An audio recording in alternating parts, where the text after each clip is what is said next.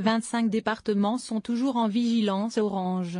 La tempête a fait 3 morts et un disparu. Des inondations et avalanches sont annoncées pour vendredi 5 janvier, favorisées par les pluies et vents violents d'Elianor, qui a fait 3 morts et un disparu en France depuis mercredi, et privé de pistes des milliers de skieurs. Le temps restera pluvieux sur le centre, le sud-ouest et les 25 départements sont en alerte orange en raison du passage de la tempête. 3 morts et un disparu. La tempête a fait 3 morts depuis mercredi. 26 personnes ont été également blessées dont 4 grièvement, selon le dernier bilan jeudi soir du ministère de l'Intérieur. Les recherches se sont poursuivies durant la nuit pour retrouver un pompier volontaire porté disparu jeudi à la mi-journée. Il secourait une famille réfugiée sur le toit de sa voiture, quand il a été emporté par un torrent déchaîné, la Breda, entre Isère et Savoie. Plus de 80 personnes sont à sa recherche, selon le ministère de l'Intérieur. 25 départements entrent en vigilance orange. Le vent souffle moins mais les pluies et la neige perturbent encore 25 départements du sud-ouest, du centre et, de l'est, du nord-est et du sud-est qui étaient toujours en vigilance orange vendredi matin, selon le dernier bulletin de Météo France. 18 départements sont en alerte orange pour inondation. 6 autres départements sont en vigilance orange pluie inondation et un autre en vigilance orange pluie inondation et avalanche.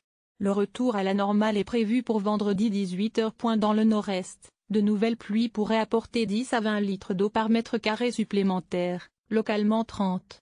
Les quantités de pluie en 48 heures seront de l'ordre de 50 à 70 litres par mètre carré dans beaucoup de secteurs de plaine, 80 à 120 litres par mètre carré sur le relief du Jura et des Vosges. Localement 140 à 160 sur le ballon d'Alsace. Fort risque d'avalanche sur des massifs savoyards dans les Alpes. Si le pic est passé jeudi, des départs spontanés d'avalanches vont encore se produire et quelques grosses avalanches restent possibles, avec la reprise des précipitations cette nuit, prévient Météo France.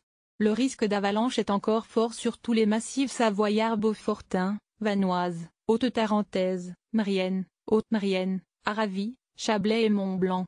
Ces avalanches se produiront à une altitude supérieure à la limite pluie-neige, 5e 2000 mètres.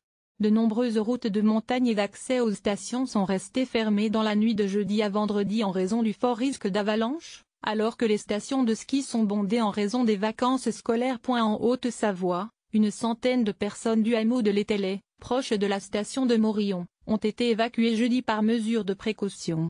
Le préfet de l'Isère a demandé aux vacanciers de ne pas anticiper leur retour, car des axes sont toujours en cours de déblaiement. Après le décès mercredi d'un skieur de 21 ans tué par la chute d'un sapin sur une piste de Morillon Haute-Savoie, une nonagénaire est morte d'une crise cardiaque à Crête-en-Belledonne-Isère après que sa maison a été envahie et dévastée par une coulée de boue et d'eau. En Savoie, un agriculteur a été retrouvé mort sous une coulée de neige près de son chalet d'alpage à Bonneval-sur-Arc. Des centaines d'interventions des pompiers jeudi. Les pompiers ont procédé à plusieurs centaines d'interventions en Savoie, Haute-Savoie et Isère et de nombreux axes routiers locaux demeurent coupés. La Seine a débordé à Rouen et des rivières sont placées en vigilance orange face au risque de crue, comme en Gironde, dans le Grand et, en Franche-Comté. La Corse a été frappée par des incendies d'une intensité exceptionnelle en plein hiver selon la préfecture, en raison d'un cocktail vent violent et sol sec.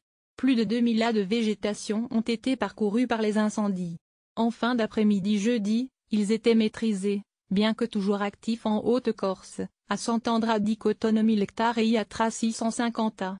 Plus de 300 personnes étaient toujours engagées sur le terrain, appuyées par 3 Canadair. Moins de 2000 foyers sans courant par ailleurs, plus aucun foyer restait privé d'électricité en France métropolitaine, selon un bilan d'Enedi à 19h30. En Corse, moins de 2000 foyers étaient sans courant contre 15 000 quelques heures plus tôt, selon EDF.